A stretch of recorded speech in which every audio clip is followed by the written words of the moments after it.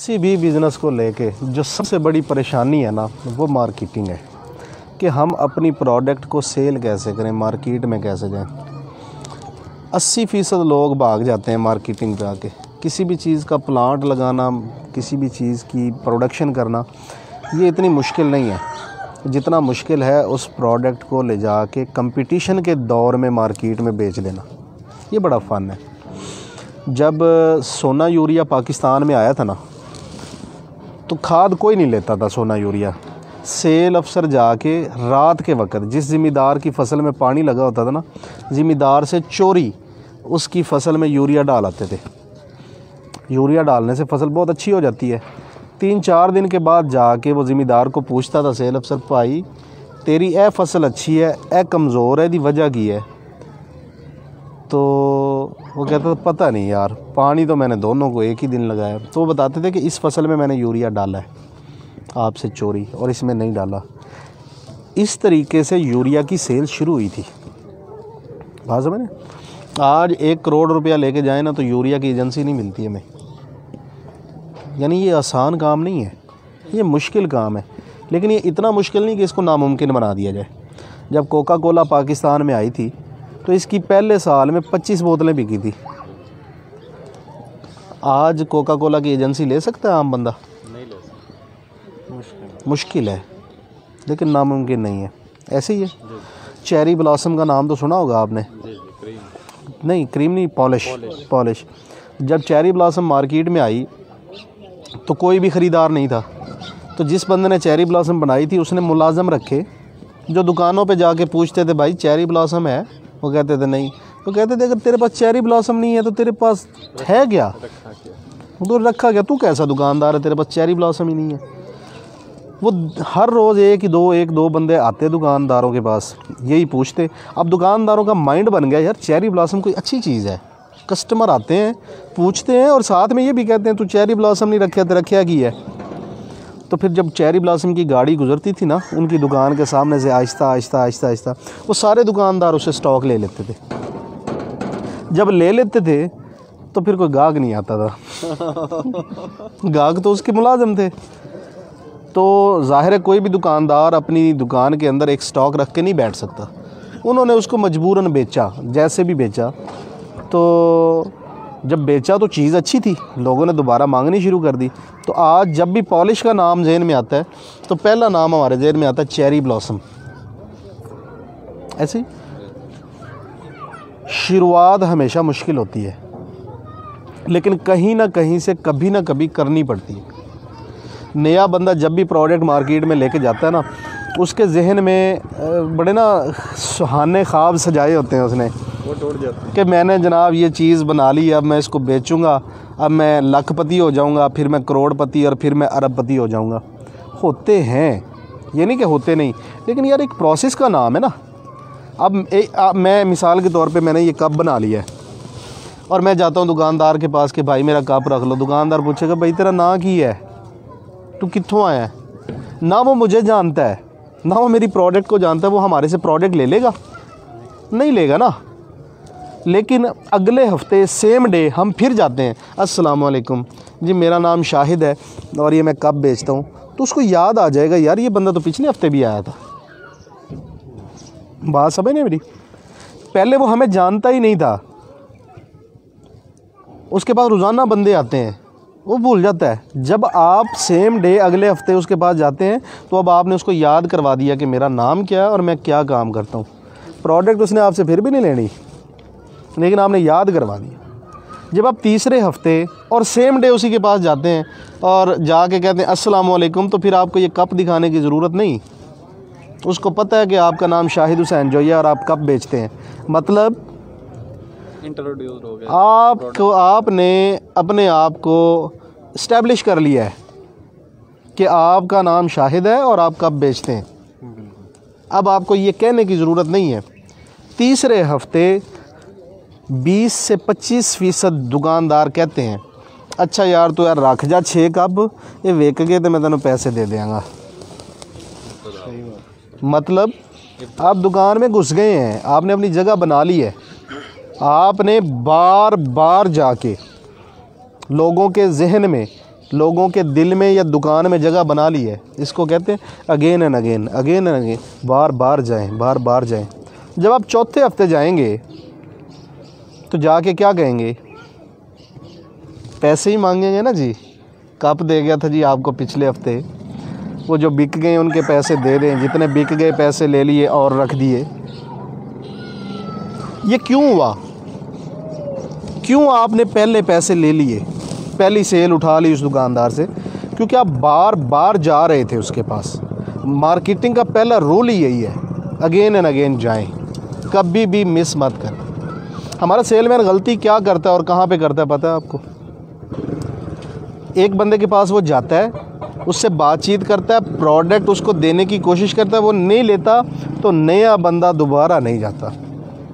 यार मैं पहले भी गया सी तो साढ़े को चीज़ लेंदा ही नहीं, साढ़े कप खरीदता ही नहीं। वो ले या ना ले, आपने जाना ज़रूर है। अगर आप एक दिन में 20 दुकानें करते हैं तो अगले हफ्ते उसी दिन में 20 ही दुकानें करेंगे आप। ये नहीं कि 18 कर लें, 2 का रवैया अच्छा नहीं था तो आपने कहा नहीं यार इनके पास नहीं जाना। फिर होता क्या है, दुकानदार के पास आप ये चीज़ रख देते हैं। अब दुकान तो बहुत बड़ी है और दुकानदार 2 से 3 घंटों में थक जाता है। कितनी देर खड़ा रह सकता है दुकानदार या सेल्समैन? फिर वो एक जगह पे या खड़ा होता है या बैठता है। जब वो बैठ जाता है तो फिर उसकी कोशिश होती है और आदत भी होती है कि जो चीज़ें नज़दीक पड़ी है वही बेच दे। कप बेचना है ना, मेरा कप ये है और किसी और का कप ये है, ये दूर रखा हुआ है, ये नज़दीक रखा हुआ है। जब कप लेने के लिए कोई आ गया ना गाहक, तो उन्हें कहना यार है बड़ा अच्छा है ले जा। क्यों? ये तो ऐसे उठा के ऐसे देना ना है, ये उसको उठाने के लिए ना ऐसे होना पड़ता है। ये वो चीज़ ज़्यादा बिकती है जो उसके नज़दीक पड़ी है, उसकी दस्तरस में है, उसकी छतर छाया में पड़ी है, उसके बाजुओं के नीचे पड़ी हुई है। ये चीज़ ज़्यादा बिकेगी। इसको कहते हैं एक्सेसिबिलिटी, कि दुकानदार की एक्सेस में पड़ी हुई है कोई चीज़। तो हमेशा जो भी चीज़ आप बेचना चाह रहे हैं वो दुकानदार के नज़दीक रखें, ज़्यादा बिकेगी। हमेशा ऐसे होता है। फिर क्या होता है, जब दुकानदार चीज़ें बेच रहा होता है, बैठा होता है, तो फिर कस्टमर आता है दुकान में। वालेकुम अस्सलाम। कस्टमर जब दुकान में आता है तो कस्टमर यहाँ देख रहा होता है। इसको कहते हैं आई कॉन्टैक्ट लेवल। वो ऊपर सर उठा के नहीं देखता कि ऊपर वाले रैक्स में क्या लगा हुआ है, वो नीचे भी नहीं देखता क्या लगा, वो साइडों पे भी नहीं देखता, वो यहाँ पे देखता है। तो आपने अपनी प्रोडक्ट को दुकानदार के हाथ के नीचे लेकिन कस्टमर के सामने रखना है। वालेकुम अस्सलाम, तशरीफ़ रखिए। इसको कहते हैं विजिबिलिटी। जो चीज़ नज़र आती है वो बिकती है। कहते हैं ना जो दिखता है वो बिकता है। कप है, दुकानदार के हाथ के नीचे भी पड़ा है, खा वो पीछे पड़ा है, खा वो आगे पड़ा है, खा लेफ़्ट राइट पड़ा है, वो नज़र भी आ रहा हो उसको।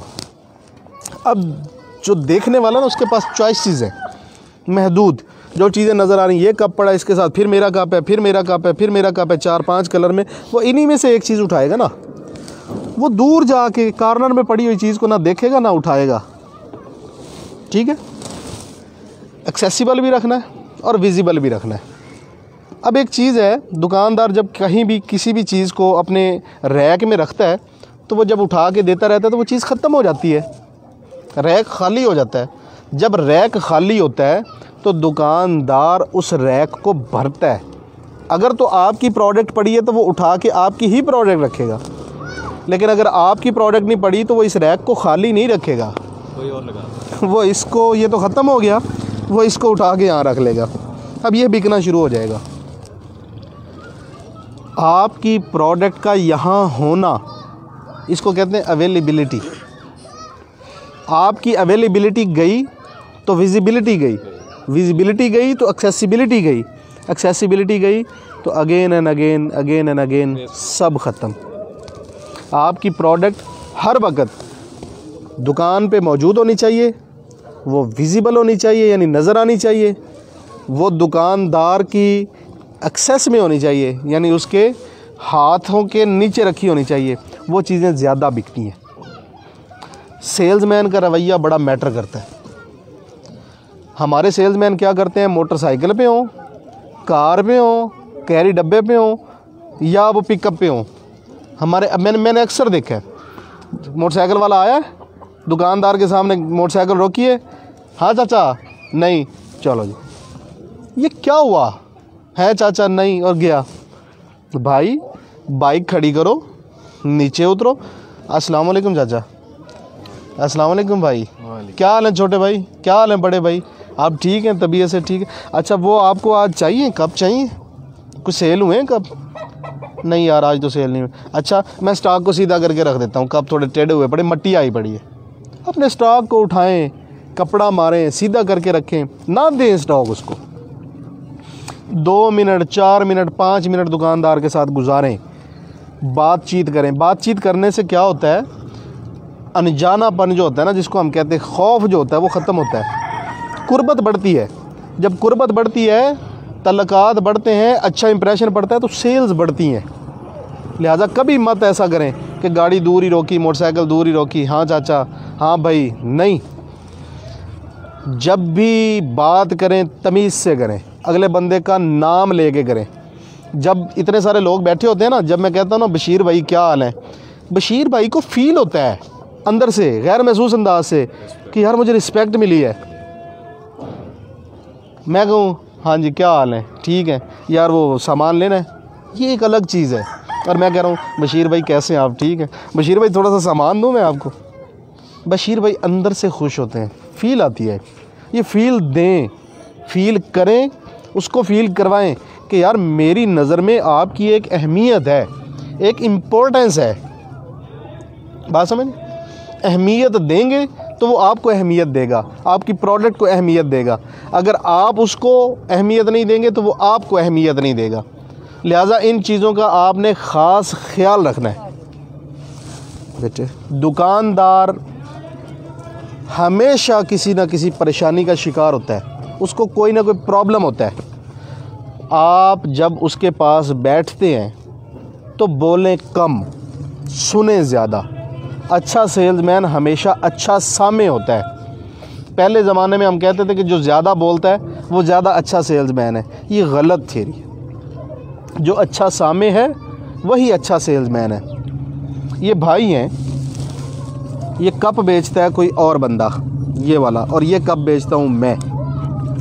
अब इस कप को लेके इस भाई को क्या प्रॉब्लम्स हो सकते हैं, ये मैं उसी वक्त समझ सकता हूँ जब मैं इनसे बातें करूँगा, इनकी बातें सुनूँगा, ज़्यादा सुनूँगा, कम बोलूँगा। मिसाल के तौर पे जो बंदा इसको ये कप प्रोवाइड कर रहा है वो हमेशा पैसों का तकाजा करता रहता है, यार पैसे दे दो, पैसे दे दो, पैसे दे दो। ये इस दुकानदार का प्रॉब्लम हो सकता है। आप जब समझेंगे कि इसका क्या प्रॉब्लम है तो आप इसको आउट कर सकते हैं। कैसे? आप कहें चाचा जी ए कप ले लो, सुकून नाल जदों होण पैसे दे देना।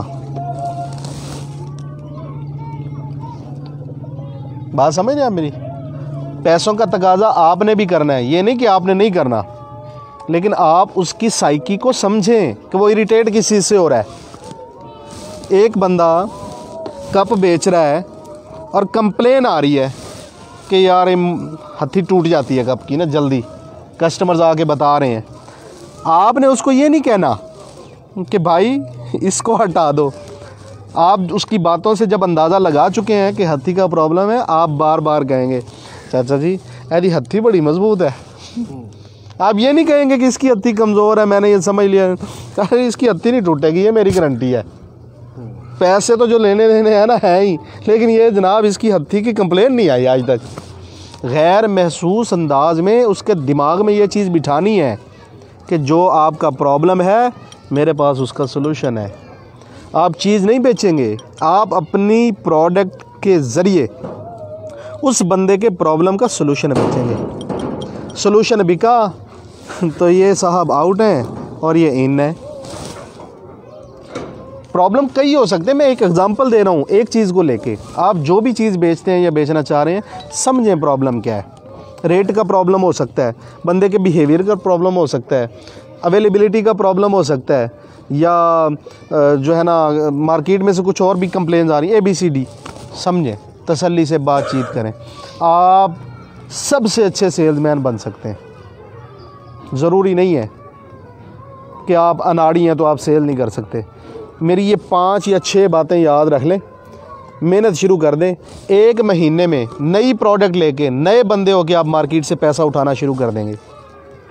और कभी भी ये नहीं होता कि आप पूरी मार्केट को कैप्चर कर लें। हिस्सा बकदरे जुस्सा होता है। जितनी आपकी इन्वेस्टमेंट है उस हिसाब से मार्केट से शेयर उठा लेंगे। पूरी मार्केट नहीं उठा सकते आप, ये कभी नहीं होता। एक बड़ी सी परात के अंदर आप खाना रख दें, एक तरफ चूहे को बिठा दें और एक तरफ हाथी को बिठा दें, खाएं, कौन ज़्यादा खाएगा? हाथी ज़्यादा खाएगा, उसका जुस्सा ज़्यादा है, उसकी इन्वेस्टमेंट ज़्यादा है, उसने मार्केट में पैसा ज़्यादा डाला है, उसने रिसर्च और डेवलपमेंट ज़्यादा की है। चूहा कम खाएगा, जुस्से के मुताबिक खाएगा। हम अपना शेयर उठा सकते हैं। अगर 1 करोड़ रुपए की मार्केट है एक कस्बे के अंदर, एक छोटे शहर के अंदर, तो वहाँ पे 10 बंदे काम करने वाले हैं, तो उन 10 बंदों में से हम 1 करोड़ रुपया में से अपना उतना ही हिस्सा उठाएंगे ना जितनी हमारी इन्वेस्टमेंट है या जितनी हमारी मेहनत है। ये तो नहीं हो सकता करोड़ का करोड़ हम ले लें। हम उस करोड़ में से 2 लाख, 4 लाख, 5 लाख, 10 लाख निकाल सकते हैं, और यही मार्केट का असूल है। इससे ज़्यादा हम नहीं उठा सकते। लिहाजा कभी भी दिल छोटा नहीं करना, फेड अप नहीं होना। अपनी प्रोडक्ट को समझें कि ये क्या है, इसके अंदर क्या स्ट्रेंथ है, क्या जान है, इसकी खूबियाँ क्या और इसकी खामियाँ क्या हैं, और उसके बाद मार्केट के इन 6 असूलों को लेकर जाएं। इंशाल्लाह 1 महीने के अंदर आप प्रोग्रेस देखेंगे, आप मार्केट से पैसा उठा रहे होंगे। मार्केटिंग पे कोई सवाल करना हो तो मैं हाज़िर। अस्सलाम वालेकुम जी। सर एक सवाल है, डिस्ट्रीब्यूटर को खुद के साथ कैसे जोड़ें? डिस्ट्रीब्यूटर को 2 चीज़ें चाहिए। डिस्ट्रीब्यूटर को 2 चीज़ें चाहिए, प्रोडक्ट की कंप्लेन ना आए और रेट अच्छा हो। डिस्ट्रीब्यूटर को इसके अलावा कुछ भी नहीं चाहिए। उधार जो बंदा ज़्यादा देता है डिस्ट्रीब्यूटर उसी का होता है। आप उधार देने की कैपेसिटी रखते हैं, आप बिल्कुल इन हो जाएंगे। डिस्ट्रीब्यूटर आपको जनाब सर आंखों पे बिठाएगा। अगर आप उधार नहीं दे सकते तो डिस्ट्रीब्यूटर आपको लिफ्ट भी नहीं करवाएगा। सिंपल, इसमें कोई वो लंबी चौड़ी तमहीद ही नहीं है।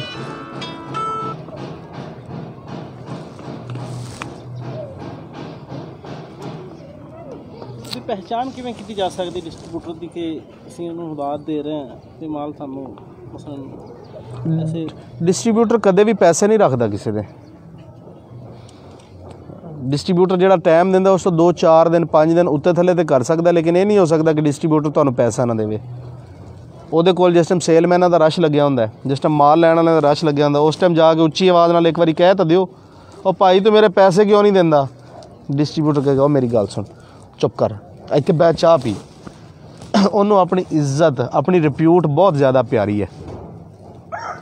अगर तुहाड़ी चीज़ ख़राब है वो तुहानू कहेगा भाई तेरी चीज़ ख़राब है, चुक अपनी चीज़ और जा। लेकिन अगर तेरी चीज़ ठीक है ना, तेरा पैसे नहीं रखेगा। अगर ओदी रिप्यूट एक दफ़ा ये बन गई कि लोगों के पैसे खा जाता, किहड़ी कंपनी वो नज़दीक लगेगी? ये नहीं हो सकता।